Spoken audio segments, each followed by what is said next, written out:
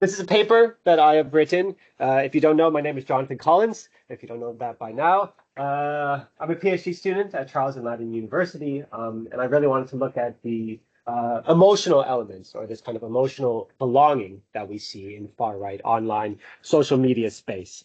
Hopefully, this paper is soon to be accepted, so keep your fingers crossed for me. Um, just minimize this. Right.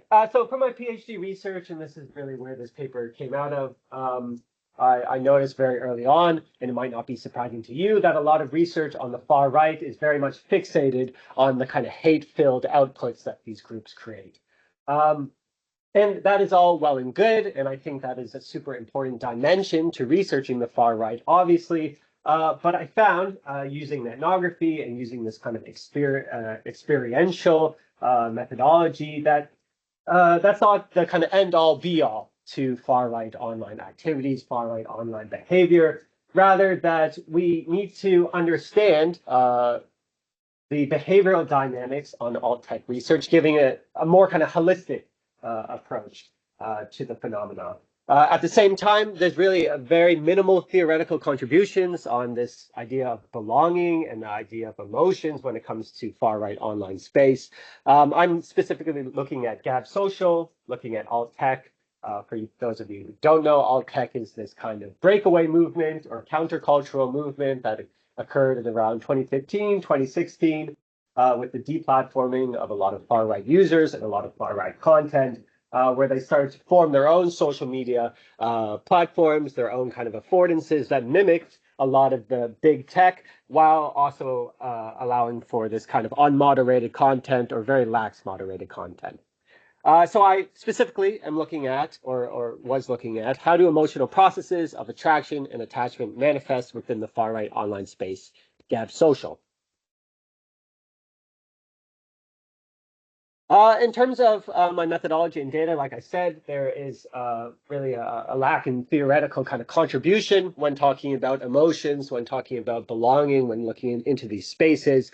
So I took the constructivist grounded theory approach, using ethnography as my baseline, and it was so great to hear that there's two other ethnographers in this session. I'm giving a talk tomorrow about ethnography as well. So 1A, this little subtle woohoo, 1A, little subtle drop. So yeah, I spent 2 months on the group Introduce Yourself, which I'll talk about in just a second, using ethnography, really gaining the kind of experiential idea into what users are doing, how they kind of create this sense of belonging, create their sense of identity, what is actually attracting them to these websites. And I thought Introduce Yourself is this kind of perfect subgroup on Gab Social, where you can really get a look into why people are attracted to the site, right? So individuals are posting, usually quite short, 1-2 sentence little bits about why they're joining the network, what makes the network so attractive, what makes the community of Gab Social so attractive. And I'm pairing this up with sentiment analysis, kind of doing this data triangulation approach, combining qualitative with quantitative to kind of back up my findings. So I spent 2 months there doing the manual collection, and then another 6 months of the scraping. So my presentation is going to be quite empirical, just based off the different results. And I would like to kind of say before I get into the detail that yes, I'm going to be talking about positivity a lot in these spaces, or what the far right conceptualizes as positivity on Gab Social. But I am not trying to downplay the negative elements that are happening on Gab Social. Gab Social is filled with all of the anti-Semitism, all of the anti-everything kind of rhetoric that you're going to find. But there are these kind of positive attributes, or these kind of positive reflections that users have towards this platform that we really cannot ignore. And in this positivity, I am kind of conceptualizing Gab Social and conceptualizing why users are attracted to this platform through this framework of a new home. And there's some kind of great kind of pieces here to really explain that. Gab has more people looking for community. Gab has people who are isolated from society, for daring to use their brains to recognize patterns. It feels a lot more like home on the internet. Finally, a place I can feel like home. And then the final one is talking about this parallel society where users feel like they don't have a place either in the offline or in the online world. And they're very much coming to Gab Social as this place, as this kind of new home. So there's two main elements here, and I think it's pretty kind of straightforward in what we're looking at. The first element is this idea of rejection, this idea of not belonging in society, whether that's in the online world, right, where they're being kind of deplatformed, or whether it's in the offline world where they feel politically homeless. Here's this one post, I feel politically homeless, and a whole bunch of replies also agreeing politically homeless, politically abandoned. I really agree with this statement. And then finally, the last reply, so many of us are politically homeless. You will find camaraderie here. Join some groups. I have found many positive, many people kind and helpful. So this is this kind of idea of starting a new life, that Gab is offering them this kind of second chance at finding this kind of positive community, this positive family. So there's a whole different I love the pastel colors. There's a whole bunch of different processes that really stood out to me when I was doing my ethnographic research. The first idea of friendship and family, idea of a free speech infosphere, the idea that they're like-minded, that they're connected to one another. I can also briefly talk about user-based identity and religiosity, and then finally outgrouping.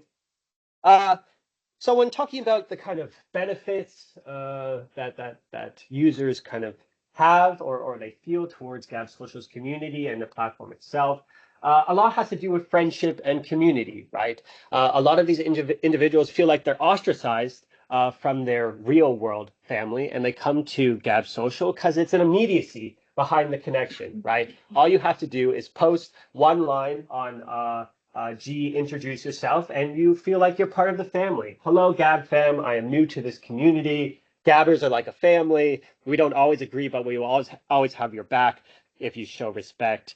I can honestly say that I've connected with real people on Gab, built real quality relationships, new friendships, and the list kind of goes on. And it's in that immediacy is kind of built through this like-minded user-based mentality, that it's the suffering that they have all experienced. Sure, it's not this kind of collective suffering where every individual has experienced the same thing, but it's in the individualized suffering, the individualized rejection, where they come across as we, us, our. There is a commonality that they all feel like they do not belong in the kind of mainstream society, and rather this alternative space gives them that platform. And this is complemented or supplemented by this free speech infosphere and the new ontologies that the far right is creating in these spaces. They have this newfound freedom where truth, as they would like to call it, is really whatever they make it out to be. And there's this kind of constant iteration on what truth is, how the world kind of works, and they all are kind of building this together as one community, as one platform. When I'm talking about identity and who's actually on this platform and the different value system, sure, I can talk about some basic standout elements. I saw content from neo-Nazi, anti-Semitic content, all the way to cute little puppies, cute little kittens, you name it. So it's difficult to kind of picture a consolidated identity. Sure, we have ideas of kind of like white conservatism, white traditionalism, but I think the most important element is to talk about this survival versus strength, right? Is that white, there's this white replacement, a great replacement, there's this white genocide that is going on, and it is us coming together as a community on Gab Social that kind of provides this sense of power, that provides a sense of strength, that they can come together as a group and fight against it, fight against woke, fight against everything that is happening to them. And religion provides this very kind of simple control and answer to the problem, right? If you believe in Jesus Christ, if you believe in a higher power, you can kind of reattain that sense of security, that sense of rejection, or that repel that sense of rejection. So I wanted to say it's not really about a particular identity on these platforms, especially when we're talking about Gab Social that has something like 8 million active users. You're never going to find one kind of unified idea. Rather, we're kind of talking about the power that these identities evoke, right? That in coming together as a collective, that in coming together as a community, you can actually show your sense of strength with one another. Like I said, I don't want to poo-poo the negative content that is coming out of these platforms. I think when we're talking about ontology and when we're talking about this kind of different truth that the far right is willing to create, we get really into these kind of conspiracy territory, or the conspiracy theory territory. There's a really great quote here that really signifies the kind of seamless transition that we see between conspiracy theories and the kind of negativity of a hate-filled content with the kind of belief system that they're pushing out. Your family might think you're crazy for declining poison swabs and injections and defending yourself from a genocide by prepping. There's a real pain to holding this conflict between perception and reality and the social harm it causes. However, holding that pain is a high form of love. We care about ourselves, them, and humanity so much that we will endure enormous psychological hardship. This war really is one of love overcoming fear.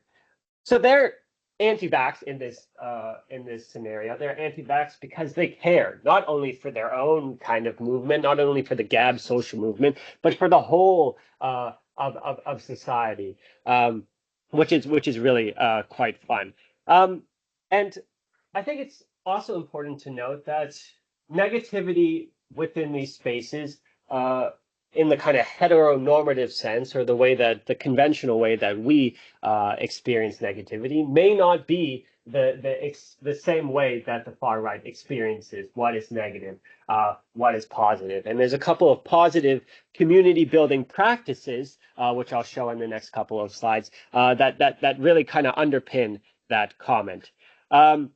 We can talk about participatory hate as really a fun activity, as a way to connect individuals across a hate-filled ideology. I just wanted to lay out the kind of negative outliers that are very much present on G Introduce Yourself and throughout Gab Social. I myself am I am Jewish, so I feel okay to say this, but I don't like long-nosed people, obviously hinting towards the Jewish population. And then there was about 20 different replies that felt strengthened to really kind of build on that Jew hatred is inherent in the European DNA. Keep that Jew hatred pumping in your veins, everyone. Every true Aryan knows the Jew is our racial enemy. And I'm calling it fun in this sense, is that it is in this kind of participation, right? It's in that people can find this type of content and then they can build off one another, and they can have that kind of sense of collective by building off one another. I can also talk about negativity when it comes to community bonding through self-moderation, right? If these users have this sense of home, they have a sense of duty to protect this home from any outsiders, any outgroups, then self-moderation is a perfect kind of performative activity to showcase their connection to home. Here we have a post, a lefty on Gab looking to meet interesting people. So presumably someone from the left that wanted to come on Gab and kind of get some different ideas. And then there was about 80 different replies. I kept it to 3 just for the purpose of this presentation. If you're a lefty, get the fuck out. Welcome to Gab, now leave and go back to Twitter. You aren't welcome here. This is our space, not yours. Get AIDS and die. And it is in this kind of performative action. It is in the self-moderation that is a positive group activity, not a positive in the way that we would conceptualize it, but a positive group activity that only strengthens their community bond. So in terms of conclusions and discussion, I think it's really important that we start kind of reconceptualizing these alternative social media spaces. We start thinking about these alternative media spaces a bit differently, not just focused on the kind of hate-filled content that we see over and over again, but rather we can look at the different behavioral dynamics and then the relationships that are being formed on these platforms. These far-right fringe platforms, Gap Social is one of quite a few now, and they offer this kind of sense of positive belonging. They offer this sense of home, and while that is definitely a danger in itself, this can also translate into extremist rhetoric, and it can translate into extreme hatred, as we saw in this kind of self-moderation. We saw this idea that if anyone comes into their community, they're going to lash out, they're going to attack the individuals, and this can also perpetuate into the offline world. And finally, I just want to talk about these kind of the importance of ethnography, the importance of experiential results, and really immersing yourself into these communities. I think it's really a different look at the data that isn't often kind of seen. That by actually being part of the community or seeing what the community is reacting to and looking at all of the different interactions that are happening in these spaces, we're going to get new attitudes or new kind of outlooks onto what's happening in these spaces. So yeah, thank you very much.